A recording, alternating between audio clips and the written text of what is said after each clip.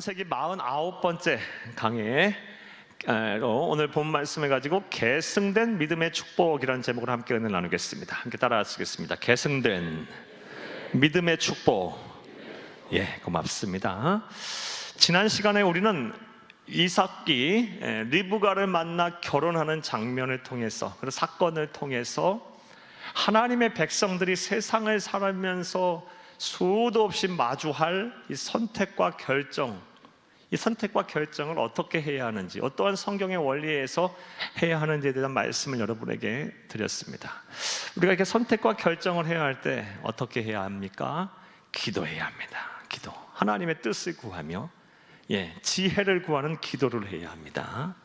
그리고 기도하면서 기도할 때 반드시 믿음을 갖고 기도를 해야 되니까요. 하나님이 나를 인도하실 것이다, 나를 선하게 인도하시고 또 보호하실 거라는 하나님의 섭리를 인정하는 이 믿음을 가지고 기도를 해야 합니다. 그런 다음엔 어떻게 해야 합니까? 이제 때로는 하나님에게 증표를 구해야 해요. 사인을 구해야 합니다. 이게 하나님의 뜻인지 아닌지. 그리고 이제 기다려야죠. 기다려야 돼요. 그리고 나서 어떻게 합니까? 선택은 누가 하는 거라고요? 내가 하는 거야, 내가. 아무것도 우리 하지 못하게 하나님이 우리를 창조하지 않으셨어요. 기도하고 확신이 들면 하나님께서 담대한 마음 주시면 내가 결정하고 믿습니다 하고 뒤로 돌아보지 마시고 담대하게 행동하시면 되는 겁니다. 이렇게 선택과 결정을 잘 하시기를 간절히 주의 이름으로 축복합니다. 특별히 우리는 아브라함에게 청을 받아 아브라함의 대리인으로서 이삭의 아내가 될 사람인 리브가를 선택하고 결정한 엘리에셀, 아브라함의 늙은 종이었던, 신뢰할 만한 늙은 종이었던 엘리에셀과 또 리브가와 이삭을 통해서 우리가 이러한 선택과 결정의 원리를 배웠을 뿐만이 아니라 특별히 우리가 결혼이라는 우리 인생의 가장 큰 숙제를 해결하기 위해서 선택과 결정을 해야 할 텐데 어떻게 해야 하는지에 대한 말씀을 지난 시간에 드리려고 했는데 시간이 없어서 다 못 드렸습니다. 그냥 간단하게만 말씀을 드리겠습니다. 원리는 같습니다. 우리가 결혼을 하는 데 있어서 선택과 결정을 이제 해야 되겠죠. 어떻게 해야 합니까? 여러분, 먼저 중요한 것은 결혼은 다 우리도 결혼하셨지만 하신 분들 대부분이지만 또 앞으로 또 결혼해야 될 우리 미혼 청년들이나 또 우리 결혼해야 될 자녀를 둔 우리 부모님들은 분명히 알아야 합니다. 결혼은 가만히 앉아 있는다고 어디서 백마탄 왕자가 나타나고 잠자는 숲속의 공주가 내 앞에 지나가는 것이 아니죠. 결혼을 하려면 상대자를 찾아야 합니다. 찾아야죠. 가만히 있으면 안 돼요. 선도 보고 또 만남도 갖고 배우자를 찾아야 되는 거예요. 근데 하나님의 백성들이 종종 이것을 안 해요. 그냥 가만히 앉아서 기도만 하면 하나님이 주시는 줄 알아요. 아브라함도 어떻게 했습니까? 가나안 땅의 딸들이 아닌 하나님을 경외하는 하나님의 백성들을 향해 엘리에셀로 하여금 찾아가라 그랬어요. 찾아가라. 그래서 아브라함이 살던 곳에서부터 무려 800km나 떨어진 곳에 가서 이 나홀성, 아브라함의 동생인 나홀성에 가서 거기서 누구를 만납니까? 리브가를 만나는 거예요. 찾아야 돼요. 찾아야 돼. 찾는 데 있어서 하나님의 백성들은 어떻게 찾습니까? 역시 기도하며 찾아야죠. 기도하며 찾고 또 어떤 믿음을 갖고 기도해야 합니까? 기도할 때는 항상 믿음을 갖고 기도해야 되니까 하나님께서 나에게 귀한 배우자, 믿음의 배우자, 하나님 마음에 합한 배우자를 허락하실 것이다 라는 믿음을 가지고 기도하며 찾아야 합니다. 자, 이렇게 찾고 기도하며 찾고 믿음을 갖고 찾다 보면요 이제 보이게 됩니다. 만나게 돼요. 그럼 빼먹은 게 있어요. 만나는 과정에 있어서 조건이 있죠. 하나님의 백성과 결혼을 해야 된다고 하나님 말씀하셨죠. 고린도후서 6장 14절에서 16절 말씀 함께 읽겠습니다. 너희는 믿지 않는 자와 멍에를 함께 매지 말라. 어둠이 어찌 사귀며 그리스도와 벨라알이 어찌 조화되며 믿는 자와 믿지 않는 자가 어찌 상관하며. 16절 하나님의 성전과 우상이 어찌 일치가 되리요. 우리는 살아계신 하나님의 성전이라. 이와 같이 하나님께서 이르시되 내가 그들 가운데 거하며 두루 행하여 나는 그들의 하나님이 되고 그들은 나의 백성이 되리라. 아멘. 예, 찾아야 돼요. 찾는 데 있어서는 기도하며 믿음을 가지면서 찾는 대상은 하나님의 뜻에 따라서 찾아야 돼요. 어떻게? 하나님의 백성은 하나님의 백성과 결혼하는 거예요. 예. 그런데 계속해서 종종 해드렸다시피 사랑을 하게 되면, 정말 사랑하면 불신자하고도 결혼할 수 있어요. 사랑은 위대한 거니까요. 하지만 분명히 말씀드렸듯이 그것은 하나님의 뜻은 분명히 또 아니에요. 하나님의 백성은 하나님의 백성과 결혼하는 거예요. 사랑하면 그러나 할 수 있어요. 사랑은 위대한 거니까. 사랑은 그 허물도 다 덮는 거니까. 하지만 분명한 것은 그러려면 분명히 자기가 자기 십자가를 져야 돼요. 자, 어찌됐든 하나님의 뜻은 하나님의 백성은 하나님의 백성과 결혼하는 거예요. 찾을 때 찾는 대상은, 기도하며 찾는 대상은 하나님의 백성을 찾는 거예요. 자, 그렇게 하다 보면 눈앞에 보이게 됩니다. 눈앞에 보이면 이제 어떻게 하나님부터 기도를 해야 합니까? 이 사람이 맞는지 아닌지 증표를 구해달라고, 사인을 보여달라고 하나님 앞에 구하고 기다려야죠. 그리고 나서 하나님께서 보여주시고 확신이 생기면 결정은 누가 하는 겁니까? 내가 하는 거야. 내가, 당사자가. 자, 이렇게 이게 성경적인 결혼의 원리예요. 여러분, 우리 자녀들이, 또 이 자리에 계신 우리 미혼 모든 성도님들이, 또 우리 자녀들이 이러한 현명한 결정들을 해서 믿음의 가정을 온전히 이루어가기를 간절히 주의 이름으로 축복합니다. 자, 오늘은 이제 25장 말씀을 보겠습니다. 25장 오늘 본문 말씀에서는 이제 아브라함이 죽음을 맞이합니다. 창세기에 아주 중요한, 가장 어찌 보면 중요한 인물이라고도 할 수 있는 이 아브라함, 얼마나 중요했던지 창세기 무려 13장이 아브라함에 대한 이야기예요. 이 아브라함이 오늘 이제 죽음을 맞이해요. 특별히 오늘 우리는 이 아브라함이 죽음을 보면서, 아브라함이 이 죽음을 앞두고 이 죽음을 잘 준비를 합니다. 죽음을 준비해요. 아주 모범적으로 준비를 해요. 이러한 아브라함의 모습을 보면서 우리에게도 반드시 죽음이라는 것이 이제 언젠가 때가 되면 올 텐데 어떻게 죽음을 준비해야 될까, 이런 생각을 해보며 특별히 은혜를 나누고자 합니다. 그런 은혜가 되시기를 간절히 주의 이름으로 축복합니다. 시간적으로 볼 때 오늘 본문 창세기 25장 1절부터 18절, 특별히 이제 11절까지의 말씀은 아브라함의 생애에 있어서 마지막 대략 한 35년 정도의 시간 속에서 이루어진 이제 사건에 대한 기록입니다. 사랑하는 여러분, 아브라함 나이 137세에 그러니까 사라가 죽었습니다. 사라하고 아브라함은 10살 차이니까 127세에 사라가 죽었어요. 137세에 이제 사라가 죽었어요. 본처인 사라가 죽고, 그리고 나서 3년 후에 아브라함 나이 140세가 됐을 때, 이삭이 40세 때 이제 아브라함이 며느리를 보게 되죠.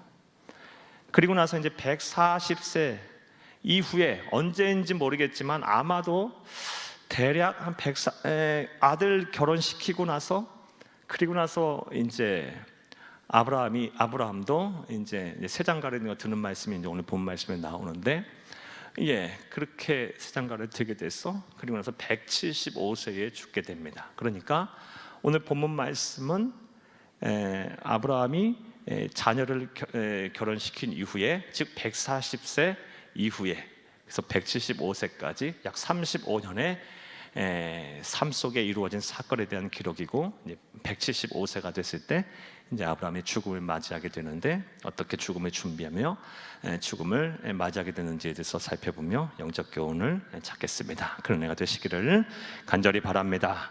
할렐루야.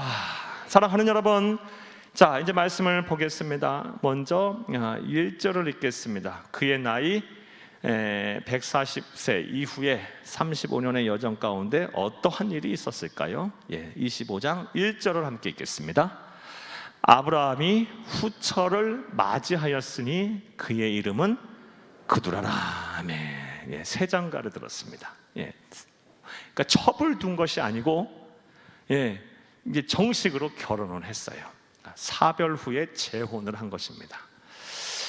그런데 이러한 아브라함의 재혼을 두고 그두라라는 사람과 이제 재혼을 하게 되는데, 이 재혼을 두고 혹자들 가운데는 아브라함이 잘못했다라고 이 아브라함의 재혼에 대해서 부정적으로 바라보는 사람들이 간혹 있습니다. 왜냐? 아브라함은 워낙 믿음의 조상이니까, 예? 그의 이후의 삶은 아주 성결하고 거룩하고 금욕주의적인 삶을 살아야 된다라고 아마 그런 생각과 그런 판단 하에 아브라함에 대해서, 아브라함이 사별 후에 후처를 맞이한 것에 대해서 부정적으로 아브라함을 평가한 사람이 종종 있습니다. 여러분, 그렇다면 여러분 생각은 어때요? 우리 그리스도인들이 이 사별 후에 재혼하는 것에 대해서 여러분은 어떻게 생각하십니까? 성경에서는 이 사별 후 재혼에 대해서 어떻게 말을 하고 있을까요? 먼저 이것부터 짚고 넘어가겠습니다.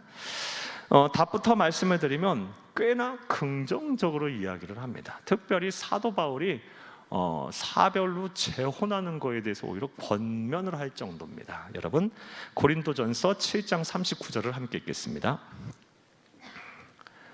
고린도전서 7장 39절.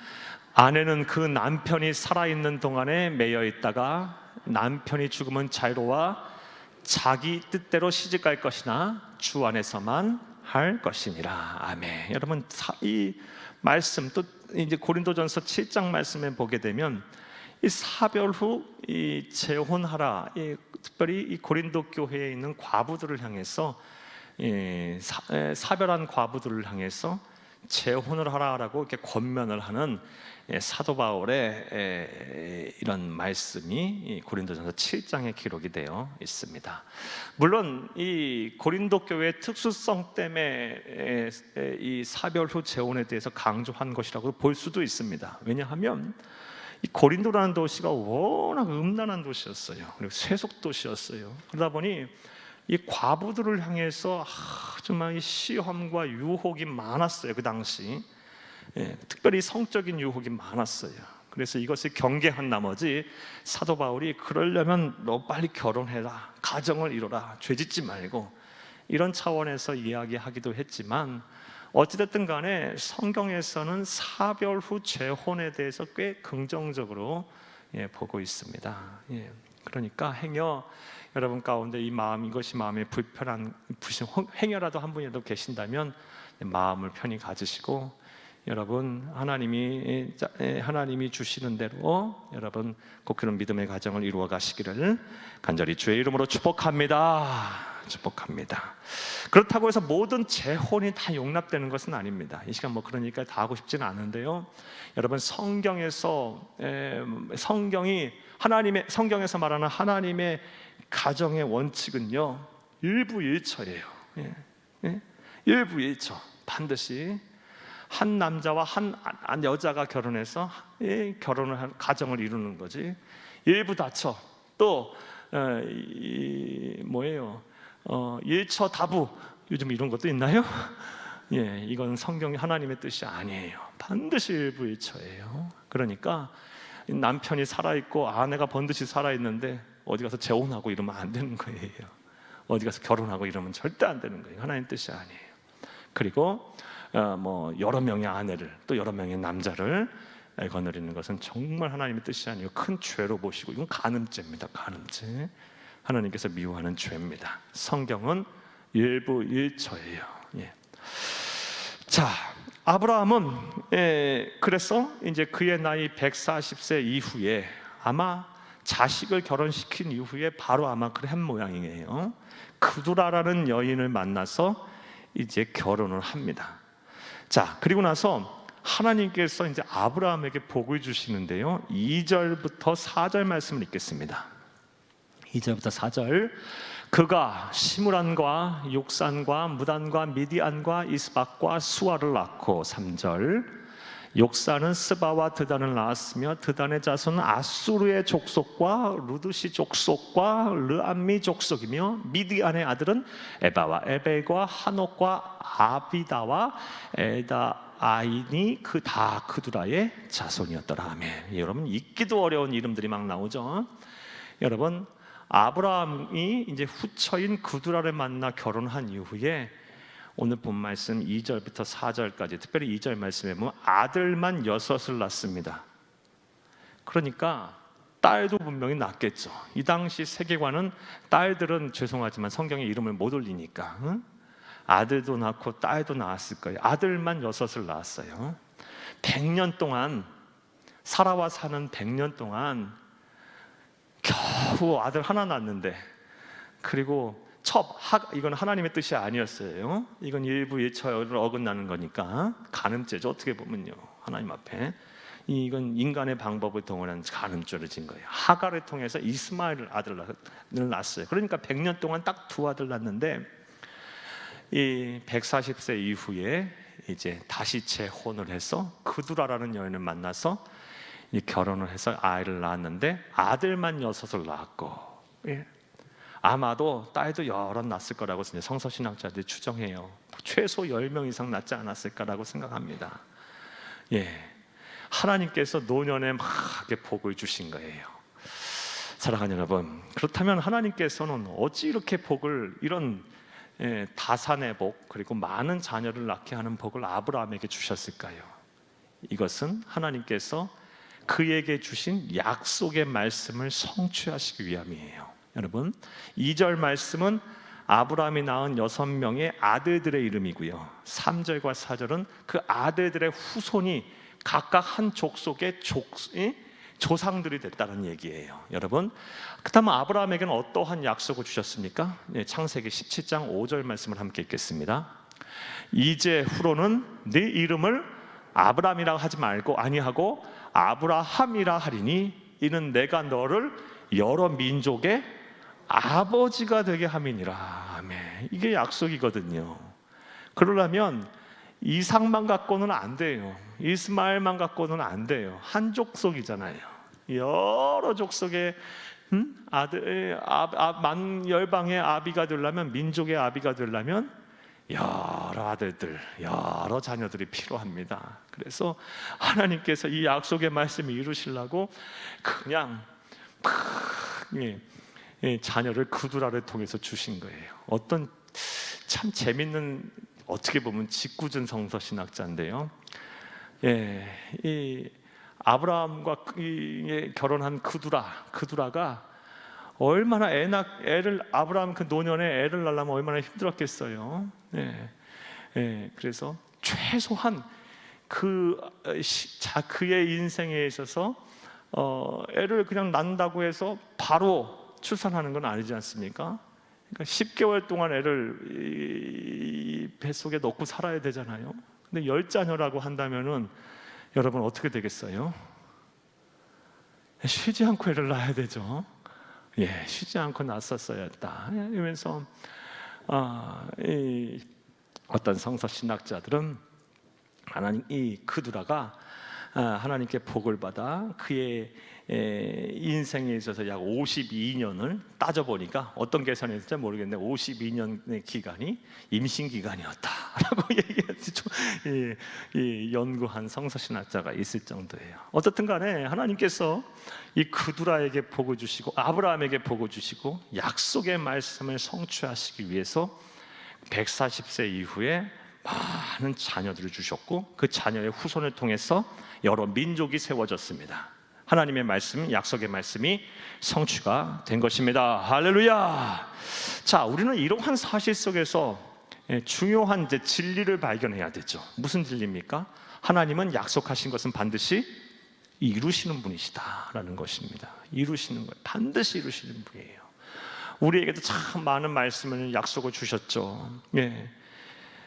주 예수를 믿으라. 그리하면 너와 네 집이 구원을 받으리라 말씀하셨어요. 예수 믿으면 저도 구원받을 것이고 예수 믿는 가정은 다 복을 받을 거예요. 아주 보편적인 약속의 말씀이죠. 두려워 말라, 내가 너와 함께함이라. 놀라지 말라, 나는 네 하나님이 됨이라. 내가 너를 도와줘. 너를 굳세게 참을 의로운 손을 너를 붙들리라. 두려워하지 말라. 내가 너를 지키고 보호하겠다는 약속도 주셨고, 나를 사랑하고 내 계명을 지키는 자는 내가 천대까지 은혜를 베풀겠다라는 말씀도 주셨고, 지난 주일에도 말씀드렸듯이 하나님을 잘 경외하는 자의 아들들은 어리다가 장성한 나무같이 되게 할 것이고, 딸들은 궁전의 양식대로 아름답게 다듬은 모퉁이돌같이 하겠다. 이런 약속의 말씀, 보편적인 성경의 말씀들이 얼마나 많습니까? 이 말씀들을 선포될 때, 그리고 이 말씀이 주어질 때, 읽고 묵상될 때 얼른 내 것으로 만들어야 돼. 내 약속으로. 그 약속으로 만드는 방법이 뭡니까? 믿는 거야. 믿는 거. 이 약속의 말씀이 막 선포되어지고 여러분 읽고 묵상할 때, 하나님 이 약속의 말씀 내 것이 될 줄로 믿습니다. 믿음을 가지고 내 것으로 삼는 내 약속이 되는 거예요. 이거 하나님의 변치 않는 말씀이니까 그렇게 말씀을 붙드세요. 또 기도하고 말씀 읽다 보면 하나님이 감동을 주는 말씀이 또 있어요. 그리고 말씀을 들으시다 보면 내가 붙잡아야 될 말씀이 있어요. 그걸 꽉 붙잡고 살고 그것이 내 것으로 삼으면 약속의 말씀이 될 것이고, 하나님은 약속의 말씀을 반드시 성취하시는 분이기에 여러분을 통해서 다 여러분의 인생을 통해서 다 일하시리라 믿습니다. 자, 이러한 아브라함과 그도라를 통해서 태어난 자손들, 그리고 후손들이 번성해서 민족을 이룬 것을 통해서 하나님께서는 아브라함에게 주셨던 약속, 너는 여러 민족의 아버지가 될 것이다 라는 그 약속의 말씀이 성취됨을 우리가 보았습니다. 자, 이제 1절부터 4절까지가 그런 내용이고요. 이제 5절부터 10절까지 말씀을 볼 텐데, 5절에서 10절 말씀은 앞서 여러분에게 서두에서 말씀드렸듯이 이제 아브라함이 이제 죽음을 맞이하며 죽음을 앞두고 죽음을 준비하는 내용입니다. 어떤 준비를 했는지에 대해서 이제 말씀을 보겠습니다. 먼저 5절 말씀을 함께 읽겠습니다. 5절입니다. 아브라함이 이삭에게 자기의 모든 소유를 주었고, 먼저 아브라함이 이제 죽음을 앞두고 어떠한 준비를 했습니까? 이삭에게 자기 모든 소유를 주었어요. 단순히 여기 소유를 주었다라는 것은 뭘 의미해요? 여기서는 후계 구도를 명확하게 했어요. 자, 아브라함이 자신의 죽음을 앞두고 어떤 준비를 했냐? 여러분, 복잡한 가정의 문제를 이걸 해결한 거예요. 아브라함의 집안에 있어서 가장 복잡한 문제가 뭘까요? 후계자가 누구냐는 거예요. 이것만큼 중요한 문제가 없었을 거예요. 여러분, 아브라함은 그냥 평범한 보통 사람이 아니에요. 아브라함은 창세기 16장 말씀에 보면 가병만 318명이었어요. 그 이후에 더 많아졌겠죠. 그리고 수천 명의 식솔들이 아브라함 밑에 있어요. 그리고 수도 셀 수도 없는 소와 양과 염소들이 거느린 대족장이에요. 대족장. 그 대족장의 후계자가 누가 될 것이냐, 이건 우리 초미의 관심사였을 거예요. 우리가 이제 믿음의 눈으로, 우리가 이제 이 구속사의 흐름에 따라서 쓰여진 성경을 읽기 때문에 당연히 이삭이다라고 우리는 믿고 있지만, 세상 사람들은 그렇게 생각 안 했을 수도 있었을 거예요. 당시 사람들은. 왜? 이미 장성하여 기골이 장대하고 그리고 기반을 딱 잡은 이삭보다 15살이나 많은 이스마엘이 있어요. 결혼도 일찍 다 했고 기반 딱 잡고 있고 아주 강성한. 이에 비해서 이삭은 이제 결혼했고 참 유약해. 세력이 없었을 거야. 그런데 아브라함이 정확하게 먼저 이 복잡한 문제를 해결해 버려요. 아브라함은 이삭의 모든 소유를 줘버렸어요.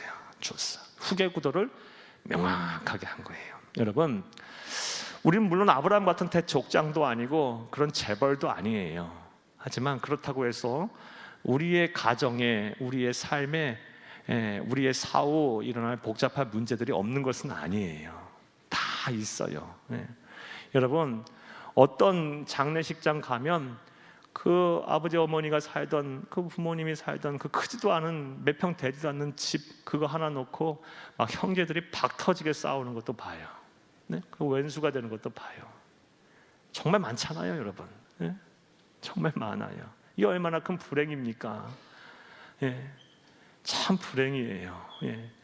여러분, 그러니까 우리가 이런 모습을 볼 때 우리가 사후에 이런 우리 후손들이 이런 일을 겪으면 안 되잖아요. 이런 일들이 일어나면 안 되지 않겠습니까? 그러니까 우리 사후에 일어날 복잡한 문제든 해결할 문제든 다 해결을 해놔야 되는 거예요.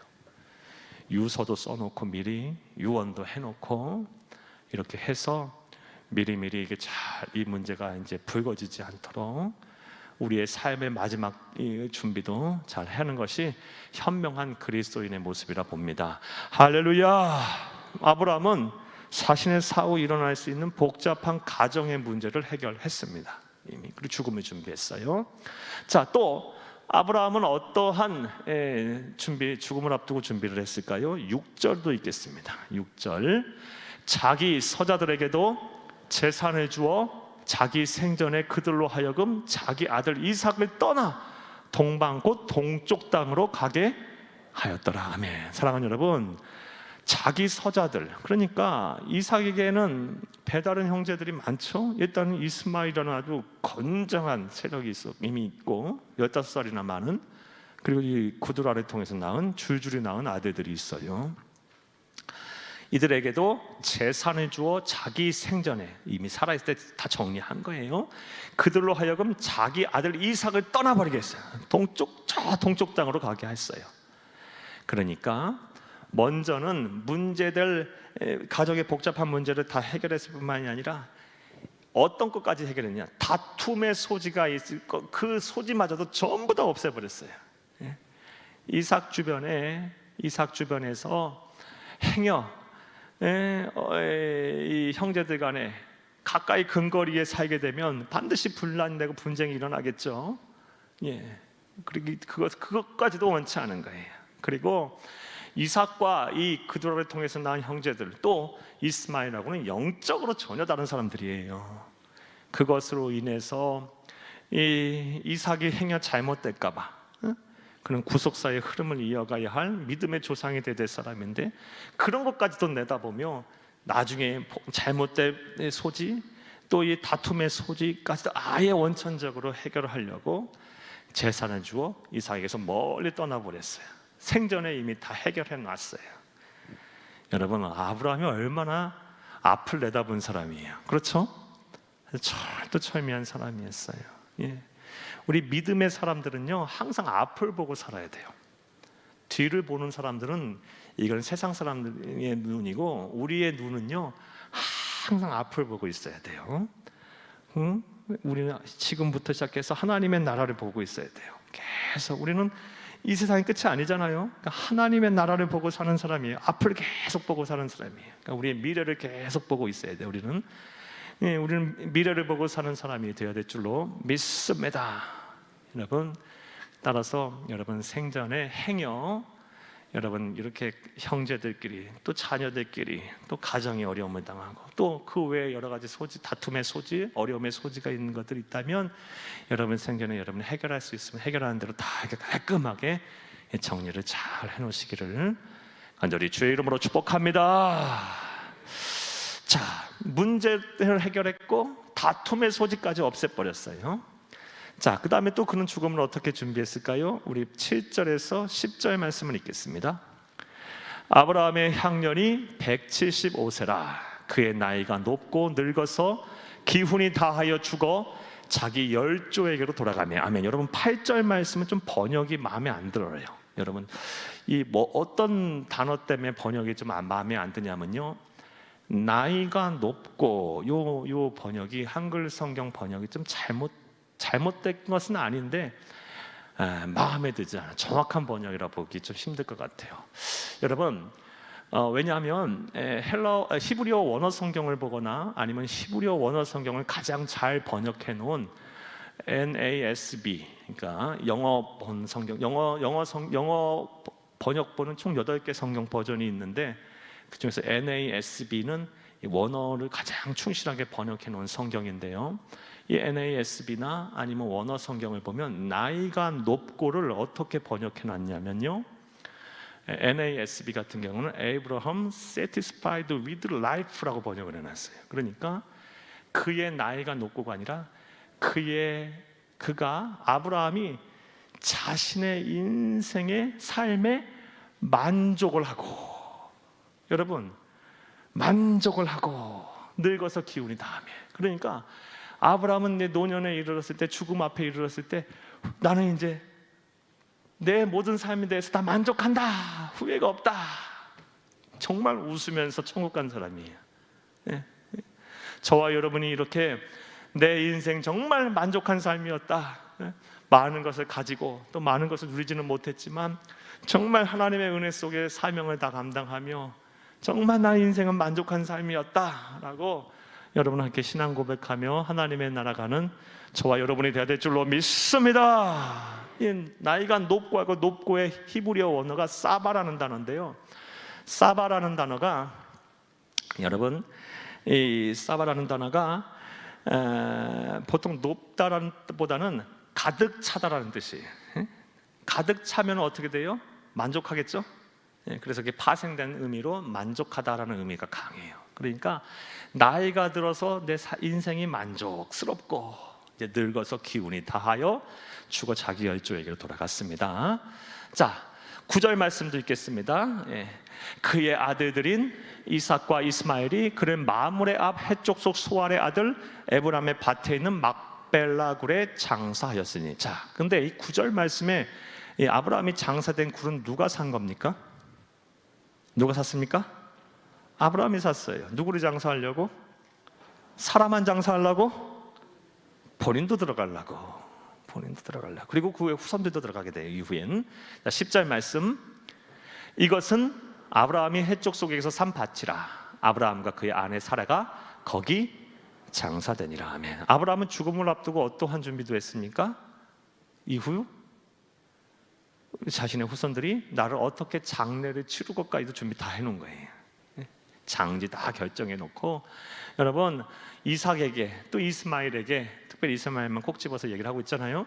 이삭과 이스마엘에게, 여러 배다른 형제 중에서 이삭은 당연한 거고, 이삭과 이스마엘에게 이 아브라함이 계속 얘기를 한 거예요. 나의 장례는 이렇게 치러라, 이렇게 준비해라. 그러면서 막벨라굴 번처인 사라 옆에 나를 꼭 장사 지내라. 왜? 이 사라와 아브라함이 믿음의 조상이에요. 그리고 그 막벨라굴을 지나면서 수많은 사람들이 보면서, 그 자손들, 후손들이 보면서 우리 열조가, 우리 민족, 우리 조상이, 믿음의 조상이 여기 있고 그 믿음을 지키는 그 조상의 믿음대로 우리도 살아야 한다라는 것을 수도 없이 다짐하고 결심하고 또 그 믿음의 유산을 이었을 거예요. 그런 의미로도 볼 때 아브라함은 다른 곳에 장사가 되면 안 돼요. 매장이 되면 안 돼요. 이 막벨라굴에 대했어야 돼요. 아브라함은 거기까지도 계산을 하고 자신의 장례를 생전에 다 준비를 해놓은 것입니다. 사랑하는 여러분, 우리 그리스도인들은 이제 이 세상이 전부가 아니에요. 그렇죠? 이 세상이 전부가 아니에요. 그렇기 때문에 우리는 하나님의 나라를 바라보고 사는 사람이에요. 여러분, 따라서 여러분, 우리 옛날 어르신들은 뭐 이제 화장을 하는 것을 되게 두려워하고 뭐 힘들어하고 그러셨었어요. 뭐 그것도 이해도 돼요. 뭐 화장을 하던, 뭐 매장을 하던, 뭐 수목장을 하든 어떻게 하든 간에 그건 중요한 게 아니에요. 우리는 영원한 천국에서 부활할 거니까. 어떻든 간에 중요한 것은 여러분, 여러분의 후손들이 여러분을 보고 믿음을 지킬 수 있도록, 그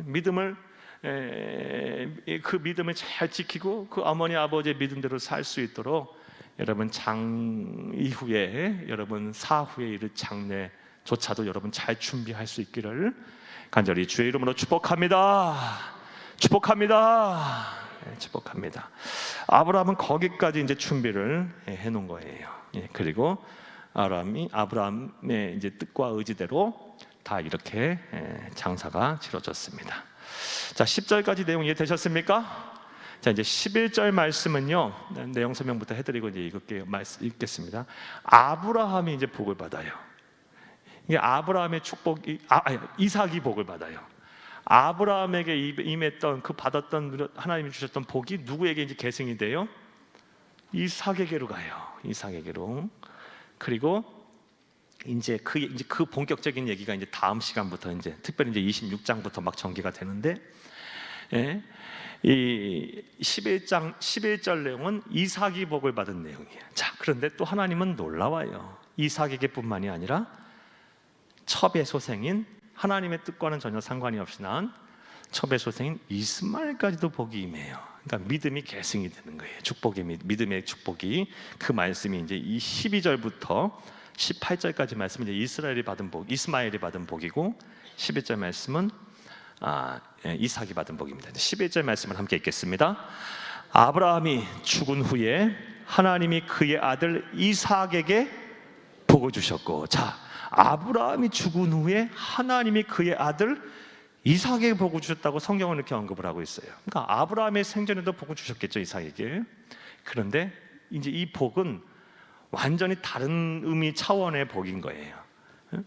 아브라함이 죽은 사후에 이삭에게 그 복이 완전히 간 거예요. 아브라함의 수준에 있던 믿음이 이제 이삭에게 완전히 계승이 된 거예요. 그런 복을 이삭이 하나님께서 복을 주셨고, 이삭은 부엘라 헤로의 근처에 거주하게 됩니다. 이제 12절부터 18절은 이스마엘이 받은 복에 대한 이야기예요. 읽겠습니다. 사라의 여종 애굽인 하갈이 아브라함에게 낳은 아들 이스마엘의 족보는 이러하고, 이스마엘의 족보가 나오네요. 13절. 이스마엘의 아들들의 이름은 그 이름과 그 세대대로 이와 같으니라. 이스마엘의 장자는 느바요시요, 그 다음은 게달과 아브라이와 미삽이고 미스마와 두마와 마사와. 15절.